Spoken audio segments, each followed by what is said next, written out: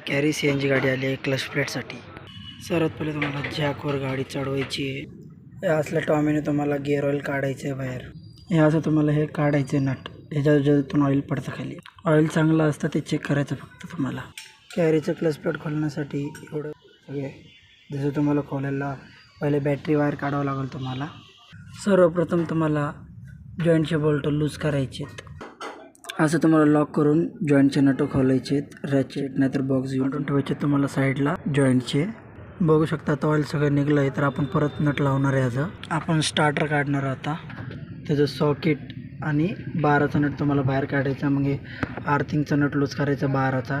मग हे क्लच वायरचे आणि गिअरचे वायर आहेत जे वरती दोन, हे दोन्ही तुम्हाला काढायचे आहेत. याला पण नट आहेत साईडला 12चे ते पण काढायचे आहेत तुम्हाला. इथं एक सॉकेट आहे ते 10चा नट आहे तो काढावा लागेल तुम्हाला. मग हे दोन्ही तुम्हाला इकडं वरचे दोन्ही 12चे बोल्ट काढावं लागेल. हे दोन्ही वायर तुम्हाला कटून बाहेर घ्यायचे आहेत. इकडे एक सॉकेट आहे तो तुम्हाला प्रेस करून काढायचं आहे. तर तुम्हाला 1 2 पलीकडे एक 3 आहे आणि 4 आणि इकडे 5 नट 14चे आहेत आणि 6. हे तुम्हाला सगळे 14चे नट तुम्हाला लूज करायचे आहेत, बाहेर काढायचे आहेत ॲक्च्युली हे.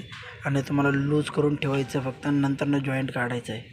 हे क्लच वायर तुम्हाला स्क्रूड्रायव्हरने कटून काढायचं आहे. मग हे नट तुम्हाला हे क्लचचं आहे ते लूज करून तुम्हाला काढायचं आहे. हे नट लूज करून हे ब्रॅकेट असतं हे काढे साईडला सरकवायचे तुम्हाला. गिअरबॉक्स खाली घेतल्यानंतर असं हे क्लच प्लेट म्हणतात त्याला. ह्याचे पण 12चे नट तुम्हाला खोलायचे आहेत. हे बघू शकता पूर्ण क्लच प्लेट गेलं आहे, स्लिप झालेलं आहे. प्रेशर प्लेट आहे ह्याचे पण मेनिंग गेले आहे.